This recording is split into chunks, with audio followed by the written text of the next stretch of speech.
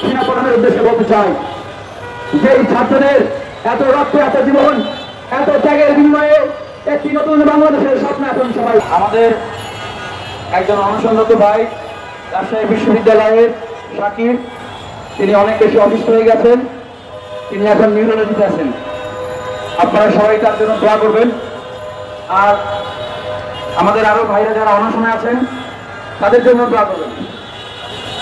তাদের যদি কিছু হয়ে যায় এর দায় কে নেবে? এর দায় কাকে নিতে হবে?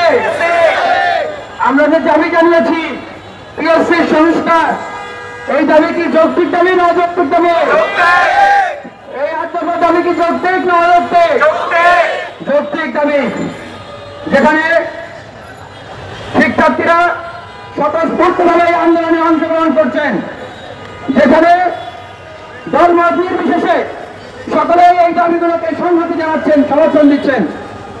বিভিন্ন বিশ্ববিদ্যালয় কলেজে স্বতঃস্ফূর্তভাবে শিক্ষার্থীরা এই দাবির সাথে সংহতি জানিয়ে তারা আন্দোলন করছেন। এই দাবিগুলো কি যৌক্তিক না অযৌক্তিক? আমরা ঢাকা বিশ্ববিদ্যালয় সহ প্রত্যেকটা বিশ্ববিদ্যালয় কলেজে যারা আন্দোলন করছেন তাদেরকে আমরা ধন্যবাদ জানাই।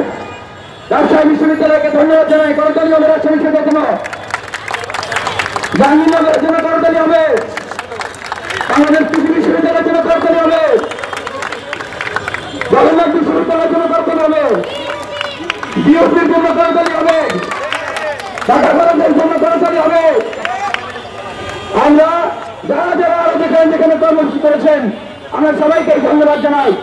আমরা আজকের এই সমাবেশ প্রত্যেককে আহ্বান জানাবো, এটাই সময় এই ন্যায্য এবং যৌক্তিক দাবি আদায় করে নেওয়া। এখন যদি এই ন্যায্য এবং যৌক্তিক দাবি আদায় করা সম্ভব না হয় তাহলে কি পরে আরো সম্ভব হবে? পরে সম্ভব হবে না।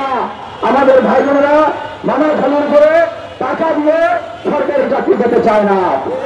তাহলে পরে সেই পিএসসি প্রিলিমিনারি কাটমার্ক এগুলো প্রকাশ করতে সমস্যা হচ্ছে। কেন অফিসিয়ালি রিটেন ভাইবার মার্কগুলো দ্রুত প্রকাশ করতে সমস্যা হচ্ছে? তারা বলছেন এগুলো অফিসিয়ালি প্রকাশ করবেন, কিন্তু সময় লাগবে, প্রক্রিয়া রেখেছেন। আমরা আর কোন প্রক্রিয়ার কারণে কাল বিলম্ব মানব না। এবং নন ক্যাডারের যে বিধিমালা করা হয়েছিল সেই নন ক্যাডার বিধিমালা বাতিল করতে আমরা আহ্বান জানিয়েছি। কারণ এই বিধিমালাটি কেন করা হয়েছিল? আওয়ামী লীগের সময় করা হয়েছিল বিভিন্ন দপ্তর, দপ্তরে এই দপ্তরে যেন ভাবনা দেওয়ার নিয়োগ তারা করতে পারে। আমরা কি সেটি হতে দেব? আমরা কি সেটি হতে দেব? এখন দুর্নীতি চলতে দেব? দেব না। 200 নম্বরের ভাইরা সেটিকে এমন একটা বাদ দেব যেটার মাধ্যমে মেধাবীদেরকে বাদ দেওয়ার সুযোগ এবং পছন্দের লোকদেরকে নিয়োগ দেওয়ার সুযোগ। সেই জায়গা থেকে বলা হয়েছিল যে দিকে 50 নম্বরে দেওয়া হবে, কিন্তু বলা হচ্ছে 47 বিশেষ থেকে। কেন 47 বিশেষকে ইন্টারি বাড়ানো হবে? তাহলে যদি না হয় তাহলে আদৌ বাস্তবায়ন হবে? আমরা সেই বিশ্বাস এবং ভরসা পাচ্ছি না। তাই ছাত্র সমাজের জায়গা থেকে বলতে চাই যে এই ন্যায্য এবং যৌক্তিক দাবিগুলো আমরা রাজপথ থেকে আদায় করে চাই। রাজপথ থেকে আদায় করতে চাই। আমরা রাজপথ থেকে আদায় করতে চাই। আমাদের ভাইরা যদি অনশন করতে পারে আমরা কি রাজপথে থাকতে পারবো না? আমরা কি রাজপথে থাকতে পারবো না?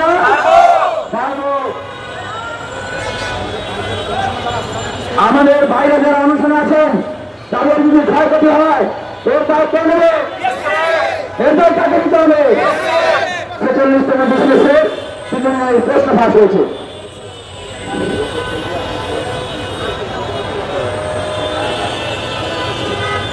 এই যে 46তম বিশেষের প্রশ্ন ফাঁস হয়েছে, আবেগ কোথায়? আবেগ জেলে। তাহলে আবেদন যারা শিষ্য তারা কি জেলের বাইরে থাকতে পারে? আবেদন শিষ্যরা কত শক্তিশালী, তাদেরকে টিকানোর জন্য আরো কত টিকাতে হচ্ছে? আরো 11,000 টিকাতে, কিন্তু তাদেরকে বাদ দেওয়া যায় না। তাহলে সামনে যদি এরকম আরো প্রশ্ন ফাঁস হয় আপনারা কয় হাজার করে টিকাবেন? আমরা এই 46তম বিসিএস এর বিষয়ে আমরা সমাধানের প্রস্তাব দিয়েছি ছাত্র সমাজের পক্ষ থেকে। আমরা বলেছি এই বিসিএস নিয়ে ভবিষ্যতে যেন কখনো প্রশ্ন না ওঠে সেটা পিএসসি এবং সরকারকে নিশ্চয়তা দিতে হবে। তাদেরকে এখনো কাউকে বহিষ্কার করা নাই এবং এটা নিয়ে সুনির্দিষ্ট কোন উত্তর দেয় না, বরং বলেছে যে এটা নিয়ে নিশ্চয়তা নাকি কেউ দিতে পারবে না, কারণ নাকি দেওয়া সম্ভব না। তাই নাকি নিশ্চয়তা দেওয়া নাকি কারণ সম্ভব না? নিশ্চয়তাকে আমরা দিব না ওনারা দিবেন? নিশ্চয়তা পিএস থেকে দিতে হবে, অ্যাম্বুলেন্স থেকে যেতে দিন, অ্যাম্বুলেন্স থেকে যেতে দিন, সহযোগিতা করুন। কে দিবে নিশ্চয়তা? পিএসসি কে দিতে হবে নিশ্চয়তা, কিন্তু তারা নাকি নিশ্চয়তা দিতে পারবে না। তাই আমরা বলছি এই যে জুলাইয়ের অঙ্গীকার পিএসসি সংস্কার, আমরা কোটা সংস্কার আন্দোলনের ডাক দিয়েছিলাম সেই 18 সালে একটা মেধাভিত্তিক বাংলাদেশ নির্মাণ করার জন্য। আমরা আবারও কোটা সংস্কারের ডাক দিয়েছি 24-এ মেধাভিত্তিক বাংলাদেশ নির্মাণের জন্য। 24-এ হয়তো আমাদের আবার রাজনীতি নামতে হতো না, কিন্তু সেই আবার আইনের ফাঁক দিয়ে এটিকে বাতিল করার পায়তারা করা হয়েছিল। ঠিক একইভাবে 46 বিশেষকে বাতিল করার জন্য যদি আবারও পায়তারা করা হয় তখন কি হবে? আমরা সেই পায়তারা করার সুযোগ আমরা কাউকে দিতে চাই না। বাংলাদেশের গণ-অভ্যুত্থান পরবর্তী সময়ে এখন রাষ্ট্র সংস্কারের কথা বলা হচ্ছে, রাষ্ট্র সংস্কারের আলাপ দেওয়া হচ্ছে, কিন্তু পিএসসি সংস্কারের আলাপ কেউ দেয় না। বেকারদের কর্মসংস্থানের যে জায়গা, কর্মের যে জায়গা, সেইটার বিষয়ে কেউ কোনো আলাপ দেয় না, আলাপ করে না। বেকারদের নিয়ে কেউ সেভাবে জোর দিয়ে কেউ কোনো কথা বলে? বেকারদের কথা বেকারদেরকেই বলতে হয়, বেকারদের কান্না বেকারদেরকেই কাটতে হচ্ছে। আমরা এত বড় একটা আন্দোলন করেছি, আমরা এত বড় একটা লড়াই করেছি, আমরা এত বড় একটা সংগ্রাম করেছি, তারপরেও যেই ছাত্র ভাই বোনেরা লাইব্রেরি থেকে হল থেকে বের হয়েছে, কোটার জন্য আন্দোলন করছে, দেশে গণ-অভ্যুত্থান হয়ে গেল, আজকে এই ভাই বোনদের দাবি উপেক্ষিত হয়ে যাচ্ছে। তাদের দাবি উপেক্ষিত থাকতে পারে? আমরা দেখেছি তাদেরকে পিএসসির সামনে লাঠি দিয়ে পেটানো হয়েছে। তাদেরকে লাঠি দিয়ে পেটানোকে আপনারা সমর্থন করেন? আবার সেনাবাহিনী থেকে পেটানো হয়েছে।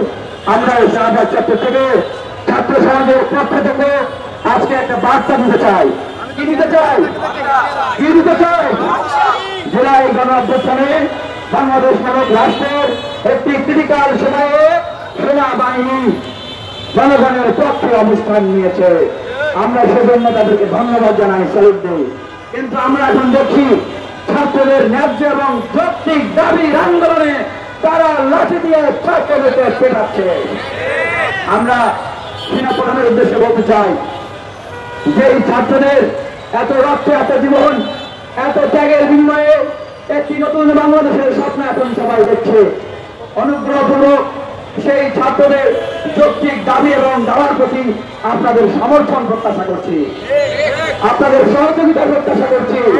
কিন্তু কোনোভাবেই কোন যৌক্তিক দাবি এবং আন্দোলনে আমাদের দেশপ্রেমিক সেনাবাহিনী ছাত্র সমাজের বিরুদ্ধে যেন আর লাঠি না ধরে, আর যেন লাঠি না ধরে, আমরা সেই অনুরোধ আপনার কাছে রাখছি।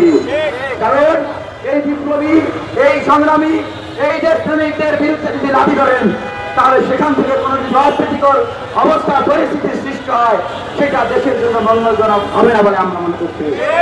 তাই আমরা মনে করি বাংলাদেশের বিপ্লবী ছাত্র সমাজ এবং দেশপ্রেমিক সেনাবাহিনী আমরা বাংলাদেশের উন্নয়ন, অগ্রগতি, স্থিতিশীলতা, সার্বভৌমত্ব, স্বাধীনতা সকল কিছু রক্ষা করার জন্য আমরা কাজ করব, আমরা সহযোগিতা করব। এই মুহূর্তে দরকার, এই মুহূর্তে দরকার জুলাইয়ের অঙ্গীকার, জুলাইয়ের অঙ্গীকার। আমরা কি ক্লান্ত হয়ে গেছি? আমরা কি ক্লান্ত হয়ে গেছি? আমরা কি ক্লান্ত হয়ে গেছে?